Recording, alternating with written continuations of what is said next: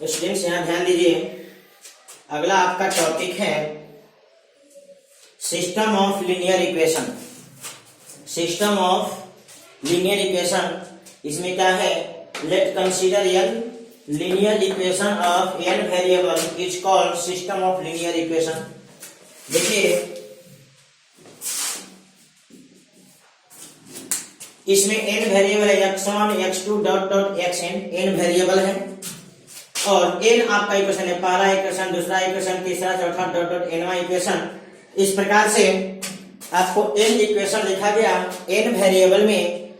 ये आपको पूरा जो इक्वेशन का जो समूह है, इस समूह को हम लोग कहेंगे system of linear equation. Hindi में इसको कहते हैं समीकरण निकाय, मतलब समीकरण का निकाय मतलब होता है समूह, समीकरण का समूह। इस समीकरण के समूह को इंग्लिश में कहते हैं सिस्टम ऑफ लीनियर इक्वेशन। अब यह जो सिस्टम ऑफ लीनियर इक्वेशन है, इसको हम लोग मैट्रिक्स इक्वेशन में बदल सकते हैं।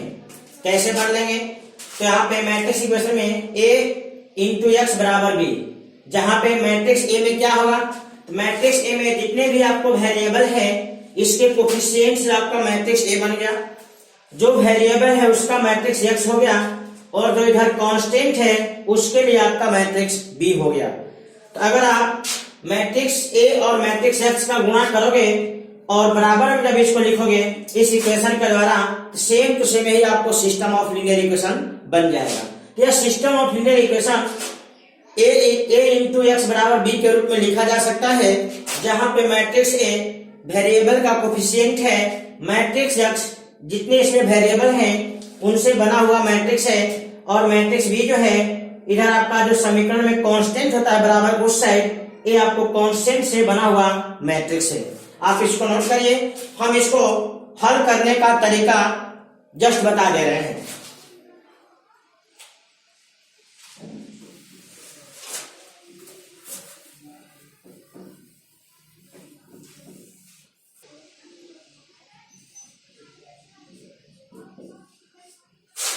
ये आपका मैट्रिक्स इक्वेशन है, सिस्टम ऑफ लीनियर इक्वेशन 1 से आपको इक्वेशन बना, जहां पे ए एक्स और बी का मतलब आपको बताए हैं। अब इसे हल करने के लिए क्या करते हैं, हम दोनों तरफ ए इनवर्स का मल्टीप्लाई कर देते हैं।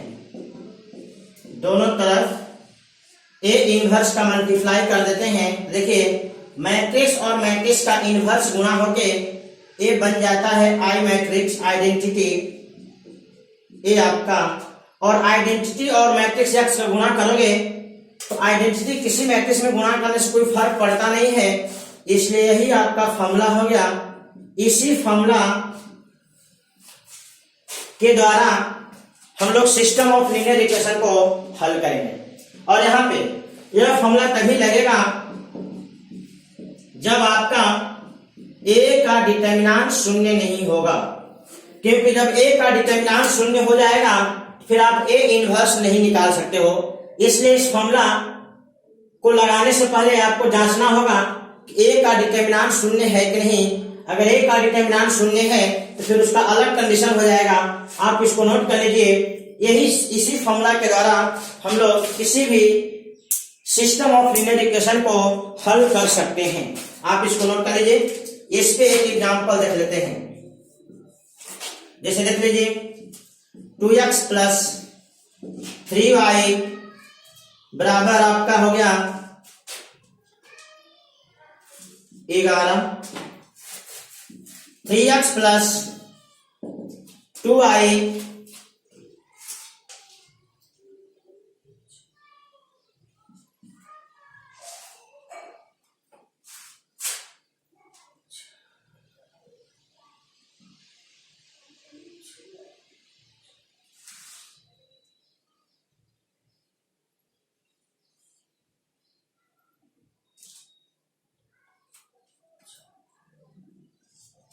देखिए एक आपका इक्वेशन है सिस्टम ऑफ लीनियर इक्वेशन में दो इक्वेशन, दो वेरिएबल है, इसे हम हल करना चाहते हैं तो इसी फॉर्मूला से हल हो जाएगा।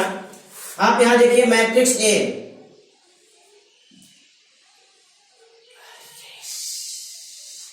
मैट्रिक्स ए में क्या होगा, तो 2 3 3 और 2। मैट्रिक्स एक्स में क्या लिखोगे, x और y, और मैट्रिक्स बी में क्या लिखोगे 13 और 12। तो आप a इंटू एक्स बराबर बी करोगे तो यही आपको सिस्टम ऑफ लीनियर इक्वेशन बन जाएगा। अब हम इस फॉर्मूला को अप्लाई करने के लिए a का इनवर्स चाहिए। a का इनवर्स निकालने के लिए आप a का डिटरमिनेंट निकाल लो, फिर होगा क्या, a का डिटरमिनेंट होगा 4 माइनस 9 यानी -5। यहां से आपका a का इनवर्स मिल जाएगा 1 बटा में -5 और एडजॉइंट का गुणा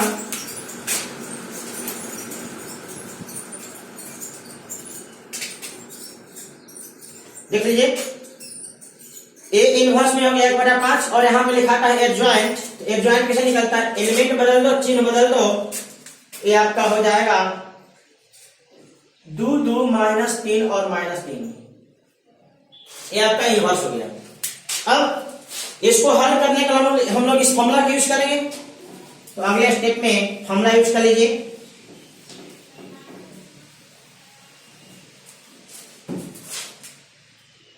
एक बार फॉर्मूला लिख देते हैं, x बराबर a inverse into B. x का मान है आपका xy, a इनवर्स में हो गया -1/5। इधर आपका मैट्रिक्स है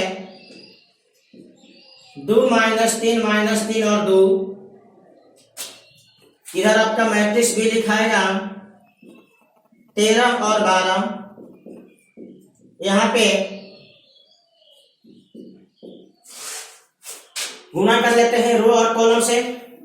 तो 13 गुना 26 माइनस 36, इधर आ जाइए -39 और +24।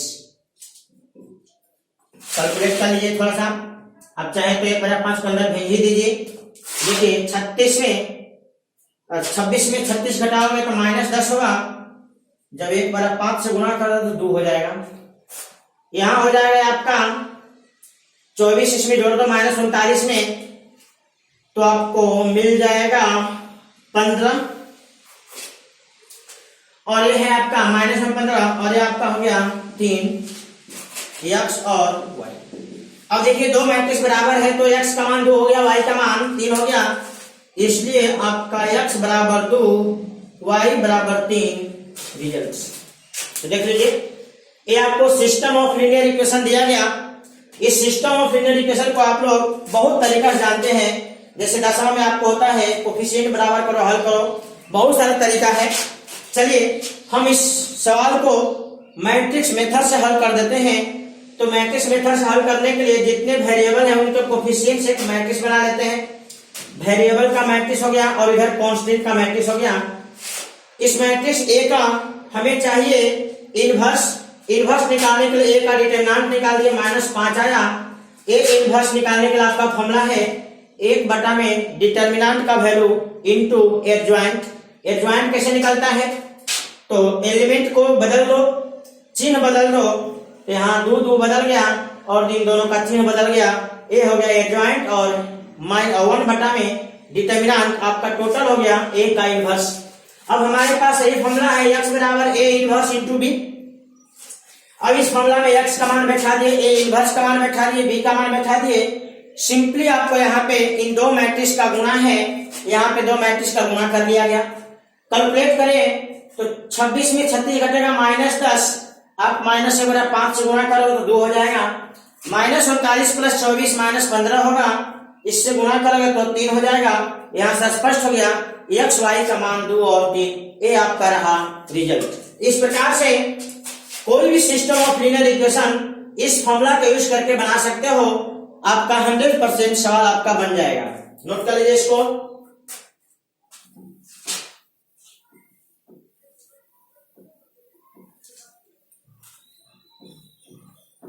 अगला आपका नोट है, अभी जो हम लोग सिस्टम ऑफ लीनियर इक्वेशन को हल करने के लिए जो फॉर्मूला लिखे थे उसमें मैट्रिक्स ए का यूज था।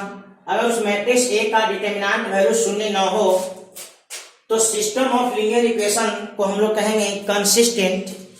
हिंदी में कहते हैं इसको संगत, तो आपको सिस्टम ऑफ लीनियर इक्वेशन 1 कहलाएगा कंसिस्टेंट, और उसके पास यूनिक सॉल्यूशन मतलब होता है एक सॉल्यूशन होगा। दूसरा नंबर, यदि उसका डिटर्मिनेंट वैल्यू शून्य हो, मैट्रिक्स ए का डिटर्मिनेंट वैल्यू शून्य हो और साथ में ए का एडजॉइंट और बी का गुणा करने पे शून्य आ जाता है, तो then system of linear equation is called consistent and have many solution, और उसमें आपको अनंत सॉल्यूशन होगा।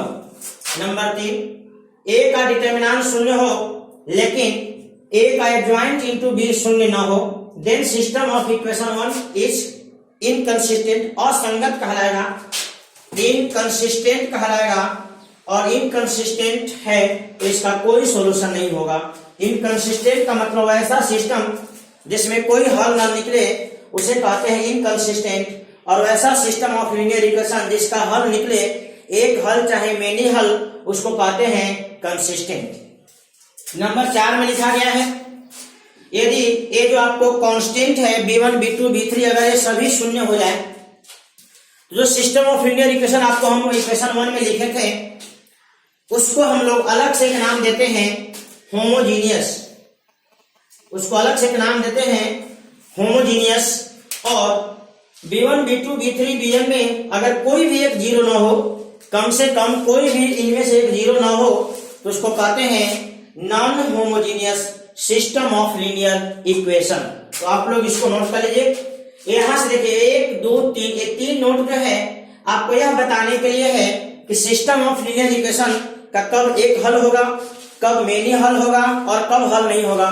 जब सिस्टम ऑफ लीनियर इक्वेशन का एक हल या मेनी हल होगा, उस सिस्टम को कहेंगे कंसिस्टेंट, और जिसका कोई हल नहीं होता है उसको कहते हैं इनकंसिस्टेंट। इसको नोट कर लीजिए।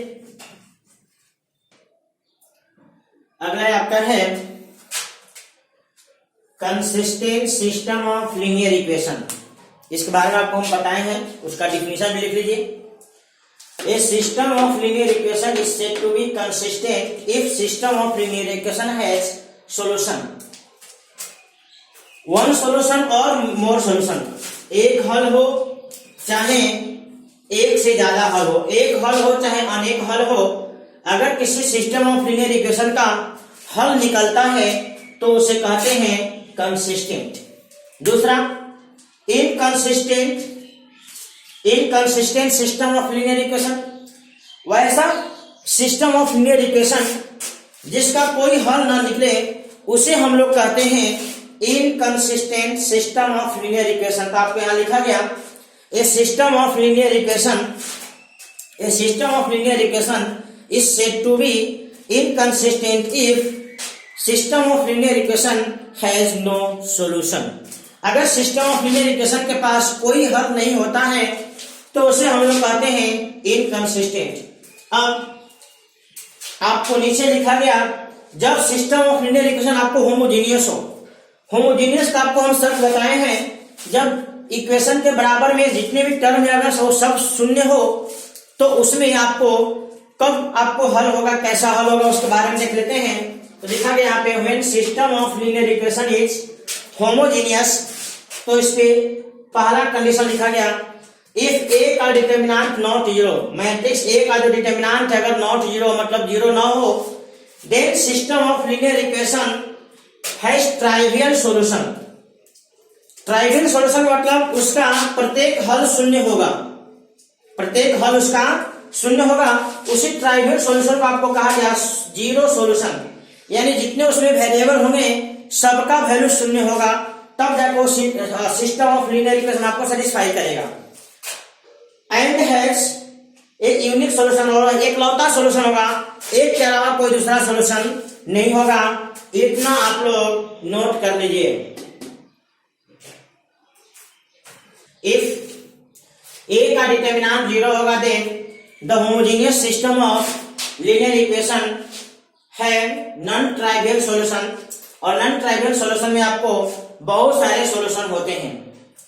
अगला दिया गया if the system of homogeneous linear equation है number of equation is less than the number of unknown, then it has non-trivial solution. इसको आप नोट कर लीजिए।